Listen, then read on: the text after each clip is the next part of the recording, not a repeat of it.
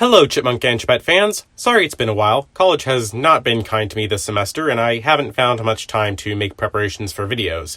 Anyway, my name is Grandy Tamayas, the speculative evolved species of upright walking chipmunk, and welcome back to another installment of Alvinnn and the Chipmunks Elaborations.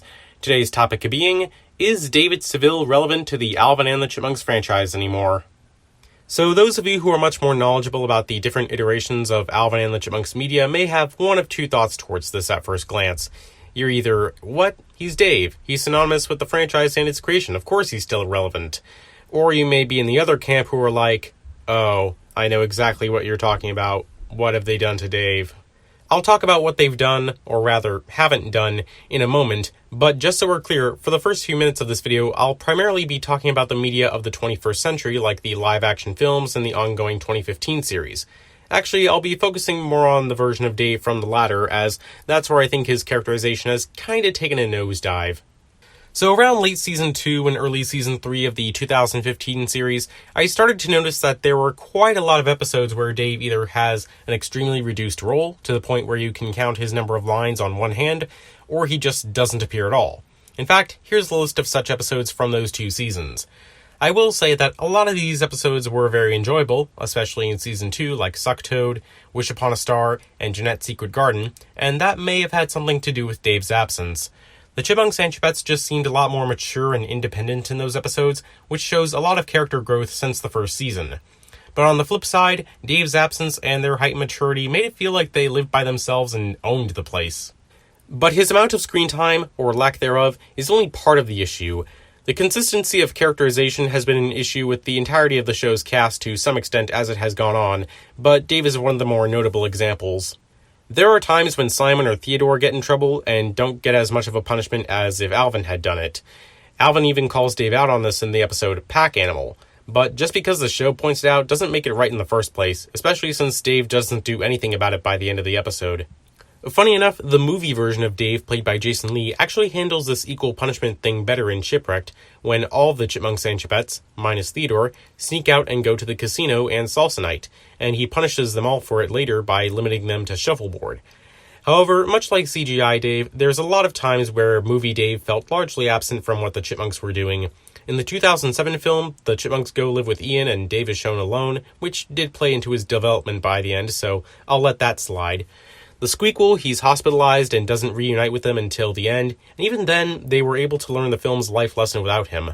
Chipwrecked, he spends half the movie wandering the island with Ian, and if anything, their separation helped Alvinn's development more by the end of that film. Road Chip, Dave spends most of the film with Samantha, while the Chipmunks and Miles were on their own trying to get to Miami, and when Dave did meet up with them, the ensuing road trip was reduced to a short montage. When they finally got to Miami, Dave just leaves them again to go to dinner with Samantha.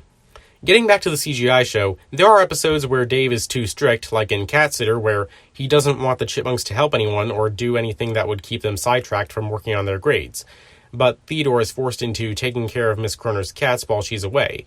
Like, couldn't Theodore have just talked to Dave and tell him that this should be the one exception because Miss Kroner was careless and rude enough not to give Theodore advance notice? Or maybe get Dave's help to find someone else to care for the cats? There are more inconsistencies that I could touch on, but for now, let's move on to Dave's wasted potential. Because he just feels like a background element for long stretches of time, we rarely get to see any sort of development or depth into his character and his relationship with the Chipmunks. Some of the few standout instances are some early Season 1 episodes like Slippin' Through My Fingers, Family Spirit, and the Season 2 episode Alvinn's Wild Weekend. Oh yeah, and a more recent example, Season 5's Davy Boy. But I feel like we could get more insight into Dave if we get an origin story episode.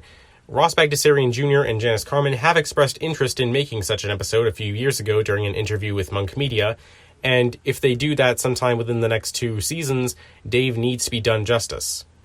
But let's bring things back around to the initial question of this video.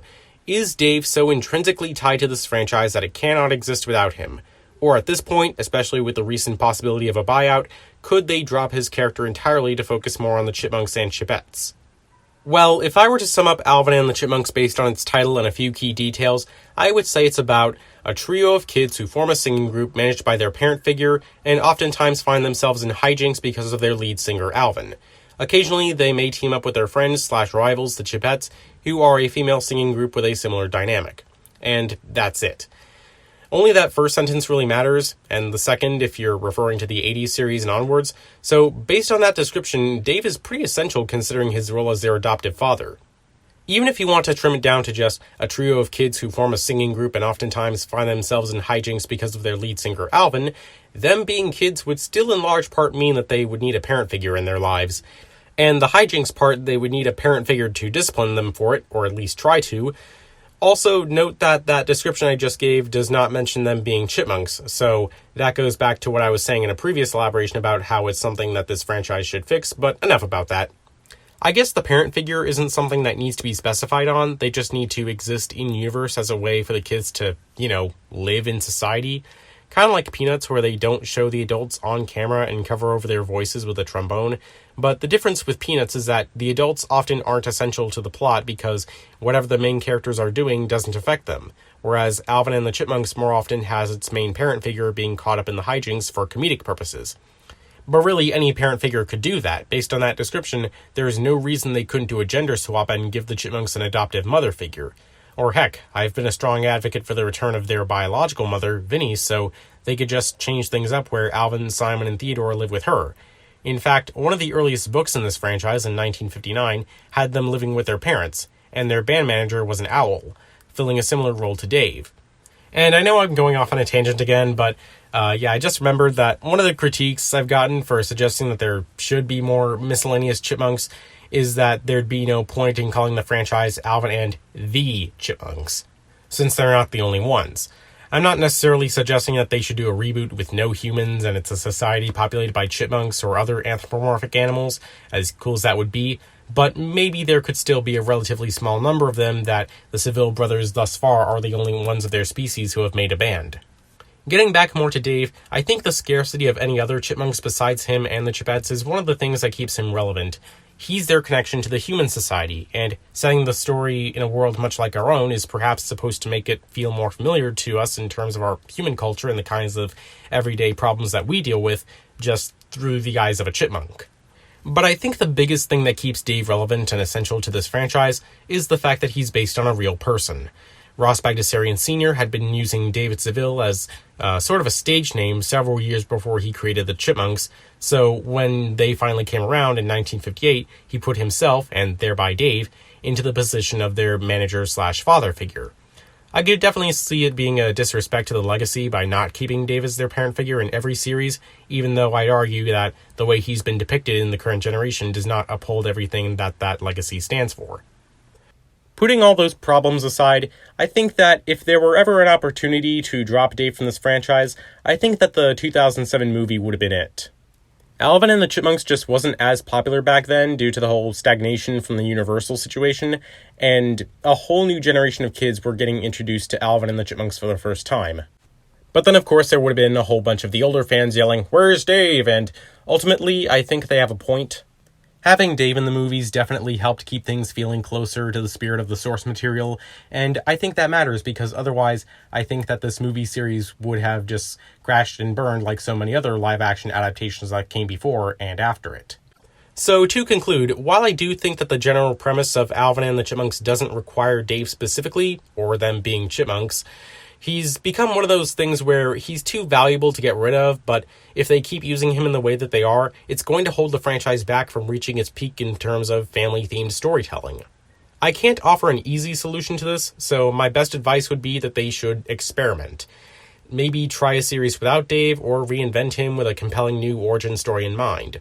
We can't feel invested in David Seville as an associate of the Chipmunk characters if we don't know enough about him to realize why they're so much better with him around.